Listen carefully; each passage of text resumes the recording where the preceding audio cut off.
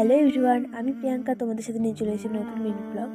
ভিডিওটা স্টার্ট করছি হলো হাওড়া স্টেশন থেকে, কারণ আমাদের রাত্রি 3টার সময় ট্রেন থেকে নামিয়ে দেয়। আমরা স্টেশনের ভিতরে চলে আসি, কারণ আমাদের এখান থেকে আবার ট্রেন ছিল 9টার সময়। তারপর আমি আর বোনু ব্রাশ করে নিয়ে চিকেন প্যাটিস খেয়ে নিয়েছিলাম।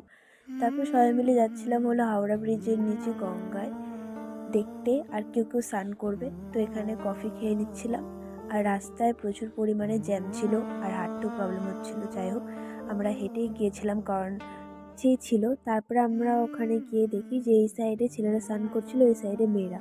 তো আমাদের মধ্যে কয়েকজন মেয়ে ছিল, ওরা স্নান করবে, তো আমরা ওই সাইডে চলে গেলাম। আর এখানে সিঁড়িতে নেমে যাচ্ছিলাম গঙ্গার ধারে।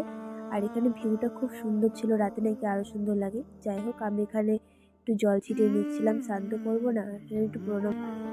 তারপরে আমরা ওখান থেকে ভিডিও বানিয়ে আবার চলে আসলাম স্টেশনে, কারণ আমাদের ট্রেনের টাইম আবার হয়ে গেছিলো 9টার সময়।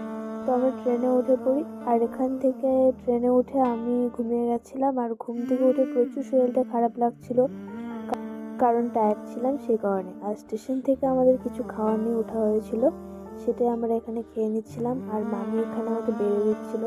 খাবারটা বাজে ছিল, কিন্তু কিছু করার নেই, খেতেই হবে।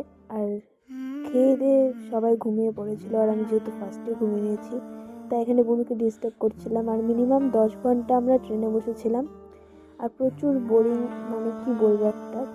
তারপরে আমরা ফাইনালি নেমে যাই 6টার সময় পুরী স্টেশনে। তারপরে এখানে নেমে আমরা স্টেশনের ভেতরে যাচ্ছিলাম, কারণ বাইরে আবার টোটো ধরে রুমে যেতে হবে। তো রুমে গিয়ে আমি আর বুনু ফ্রেশ হয়ে সবাই মিলে চলে গেছিলাম সমুদ্রের ধারে।